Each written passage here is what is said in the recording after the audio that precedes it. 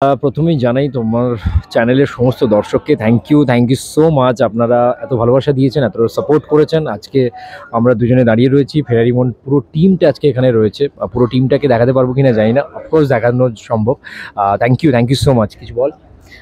সত্যিভাবে প্রথমেই উনি আমাকে বললেন যে অনেক কমেন্টস এসেছে অগ্নি তুলসীকে দেখার জন্য, ফেরারি মনে আসার জন্য। তার জন্য আমরা কৃতজ্ঞ, আমরা রিয়েলি ব্লেসড যে আপনারা আমাদেরকে এতটা ভালোবাসছেন, এতভাবে চাইছেন। এটার কোনো মানে কি বলবো, থ্যাংক ইউ বললে কম হবে। আমরা কৃতজ্ঞ আপনাদের কাছে। একদমই তাই। আর আজকে 2 নম্বর দিন হয়েছে ফেরারিমনের, নতুন অধ্যায় শুরু হয়েছে ফেরারিমনের। তো আমরা প্রচণ্ডভাবে এনজয় করছি। মনে হচ্ছে প্রথম দিন শ্যুট করতে এসেছি, সেই প্রথম দিনের মতন উদ্যম, প্রথম দিনের মতন সেই এনার্জেটিক, সেই অগ্নি তুলসীর সেই টান একটা ব্যাপার। 2 বছর গল্পটা লিভ নিয়েছে, 2 বছরে চরিত্রগুলো বদলেছে, সম্পর্কের ইকুয়েশন বদলেছে। শুধু অগ্নি অ্যাজ আ পার্সন বদলেছে, তুলসী অ্যাজ আ পার্সন বদলেছে, বাড়ির প্রত্যেকটা ক্যারেক্টার অ্যাজ এ পার্সন বদলেছে, সবার দৃষ্টিভঙ্গি বদলে গেছে। এবং অগ্নি এই মুহূর্তে দাঁড়িয়ে, আমি যে চরিত্রটা প্লে করছি সেটা হচ্ছে নেতা, রাজনৈতিক নেতা, প্রফেশন বদলে গেছে। ও আইএএস অফিসার। আমার নেতা হওয়ার পেছনে অনেক রিজনস রয়েছে। রিজন হচ্ছে যে 2 বছর আগে বাবাকে, নিজের চোখের সামনে বাবাকে গুলি খেতে দেখে, এবং সেই গুলি খেতে দেখে বাবাকে প্রায় মৃত্যুশয্যা থেকে সে ফিরিয়ে আনে। এবং বাবা এখনো পুরোপুরিভাবে সুস্থ নয়, এখনো শয্যাশায়ী। এই অবস্থায় সে দাঁড়িয়ে বাবাকে সামলায়, গোটা পরিবারটাকে আগলে রাখে, পাশে স্ত্রীকে পায় না, কারণ স্ত্রী চলে যায়। এরকম অবস্থায় নিজের ক্যারিয়ার গোছাতে, সেটারও একটা রিজন রয়েছে, ও বলবে। অনেক কটা রিজনস রয়েছে। এবং সেখানে দাঁড়িয়ে তাকে, তার বাবার রাজনৈতিক দলের লোকেরা তাকে বলে যে রাজনীতিতে যোগদান দেওয়ার জন্য, তাহলে হয়তো সে সেই প্রতিশোধ নিতে পারবে, সেই বদলাটা সে নিতে পারবে। তো সেই জায়গায় দাঁড়িয়ে সে রাজনৈতিক যোগদান করে। এখন সে যুব নেতা, তার এরিয়ার যুব নেতা, তার ক্যারিয়ার সে এই মুহূর্তে সেখানে দাঁড়িয়ে, এবং অনেক রেসপন্সিবিলিটি, অনেক মানুষের দায়িত্ব তার কাঁধে, পুরো পরিবারের কাঁধে দায়িত্ব।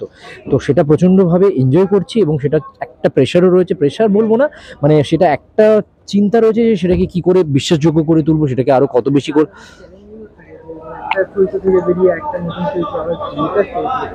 একদম, কারণ আমরা 2 বছর আগে অগ্নিকে যেভাবে দেখেছিলাম, একটু ক্যাজুয়াল, একটু কম দায়িত্ববান, কিন্তু এখন সেই জায়গা থেকে সে অনেকগুলো মানুষের দায়িত্ব তার কাঁধে, অনেক কটা মানুষকে তাকে একসাথে সামলে উঠতে হয়, নিজের পরিবারকে সামলে উঠতে হচ্ছে।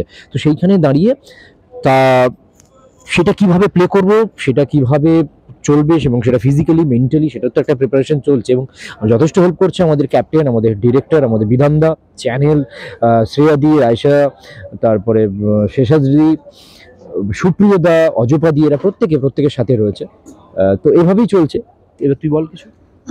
অফকোর্স চ্যালেঞ্জিং অবশ্যই। এই 2 বছরের ট্রানজিশনটা, এই লিভটা, এই ট্রানজিশনটা প্রচণ্ডভাবে চ্যালেঞ্জিং। কারণ তার আগে 2 বছর আগে যেটা হয়েছে, লাস্ট আমাদের যেটা হয়েছে, যে অগ্নি তুলসীর মধ্যে একটা টক্কর দিয়ে শেষ হয়েছে।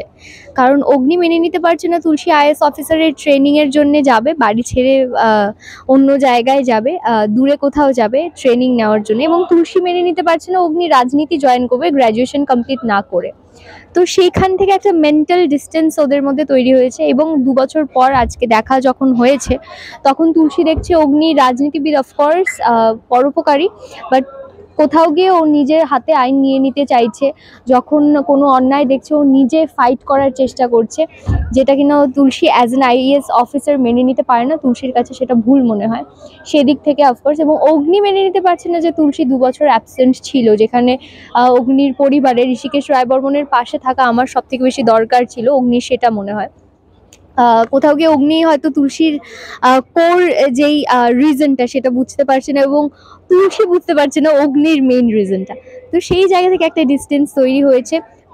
দুজনের চরিত্র অফকোর্স অনেকটা চেঞ্জ হয়েছে। দুজনের প্রচণ্ডভাবে চ্যালেঞ্জ এটাই যে নতুন চরিত্রে তো ব্লেন্ড হতে হবে, এবং পুরনো অগ্নি তুলসীকেও বাঁচিয়ে রাখতে হবে। ওই বাঁচিয়ে রাখার সঙ্গে সঙ্গে নতুন সেই ক্যারেক্টারিস্টিক্স, সেই অ্যাটিটিউড, জেস্চার দুজনের মধ্যে চেঞ্জ হবে। এই দুটো জিনিস, নতুন অধ্যায় আনা এবং পুরনোটাকে বাঁচিয়ে রাখা, এই দুটোই একটা ব্যালেন্সের, এই মেজারমেন্টটা প্রচণ্ড চ্যালেঞ্জিং। অফকোর্স হোলিতে এখন অবধি আমাদের দুজনেরই কোনো প্ল্যান নেই। এখন সামনে এই যেহেতু নতুন অধ্যায় শুরু হয়েছে, বলতে গেলে আমাদের ফিল হচ্ছে নতুনভাবে সিরিয়ালটা শুরু হচ্ছে, নতুন স্পার্ক নিয়ে, নতুন জোশ নিয়ে, নতুন ভাবে দুজনের এন্ট্রি শুট হচ্ছে, এখন ফুল ফোকাস আবারও ফেরারি মনে। রং খেলা অবশ্যই চেষ্টা করব, কারণ হোলি বছরে একটা দিন আসে, কিন্তু রং খেলা যদি ধারাবাহিক করতে পারি, কাজের মধ্যে থাকতে পারি, কারণ সেটা কাজের আরো মধ্যে- বেশি আনন্দের হবে। কাজের মধ্যে থাকলে as such বাড়িতে হোলিটা খেলা হয় না, কারণ হোলি খেললে ওই আবিরের উপর দিয়ে হোলিটা খেলা হয়, কারণ পরের দিন শুটে আসতে হয়, রংটা থেকে গেলে সেটা খুব প্রবলেম হয় শুটের ক্ষেত্রে। তো as such ওরকম আগে যেমন হোলি খেলা হতো ওরকম ভাবে হোলি খেলা হয়ে ওঠে না এখন, কারণ যেহেতু কর্মসূত্রটা একটু বদলে গেছে প্রত্যেকের। যদি সেটে হোলি খেলা হয়, আমাদের হোলি এপিসোড যায়, তাহলে সেখানে তো খুব এনজয় করবো মজাভাবেই। হোলির ক্ষেত্রে ছোটবেলাটা খুব মিস হয়। আমি বেসিক্যালি যদি বলি মিস হয় আমার প্রচণ্ডভাবে, সেটা হচ্ছে কলেজ লাইফটা আমি প্রচুর, কারণ হোলি আমি ইঞ্জিনিয়ারিং কমপ্লিট করেছি, ইঞ্জিনিয়ারিং হস্টেলে কলেজ লাইফে ওই হোলিটা প্রচণ্ড, মানে ওইটা হিলেরিয়াস, ওটা প্রচণ্ড মজাদার, ওটা ওটা এক্সপ্লেন করা যাবে না। তো সেই হোলিটা তো সম্ভব নয়, বাট মজা করবো, এনজয় হবে। আমার ছোটবেলাতে আমি প্রচন্ড ভাবে যে হোলি খেলতাম সেটা না, আমি প্রচন্ড ইন্ট্রোভার্ট, প্রচন্ড ঘরকোনা একটা মেয়ে। আমি বাইরে ঠাইরে খুব একটা বেশি ছোটবেলা থেকেই যেতাম না, বাড়িতেই খেলতাম, মা বাবার সঙ্গে খেলতাম, আমার ভাই আছে ভাইয়ের সঙ্গে খেলতাম, কিন্তু পাড়ায় গিয়ে যে খেলাটা সেটা আমি কখনো খেলিনি।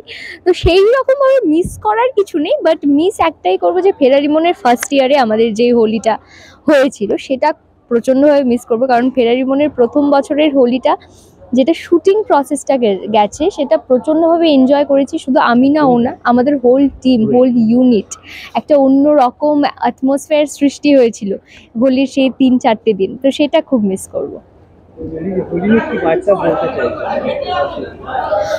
হোলি নিয়ে বার্তা বলতে আপনারা সেফ থাকুন, সুস্থ থাকুন, কিন্তু কোনো প্রাণীর গায়ে প্লিজ দয়া করে রং লাগাবেন না, মানে তারা যেন ডিস্টার্ব ফিল না করে, এটা প্লিজ সকলকে রিকোয়েস্ট, যাতে আপনি সুস্থ থাকুন এবং আশেপাশে চারপাশের মানুষকে সুস্থ রাখার চেষ্টা করুন, এটুকুই।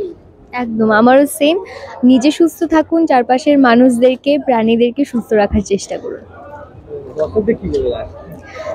দর্শকদের কাছে এটাই রিকোয়েস্ট, আপনারা গত 1.5 বছর থেকে যেভাবে আমাদের ভালোবাসা দিয়ে এসেছেন, ঠিক সেভাবে ভালোবেসে যান। আপনাদের ভালোবাসার জন্য, আপনাদের সাপোর্টের জন্য আজকে ফেরারি মন আবার নতুন অধ্যায় শুরু করতে চলেছে।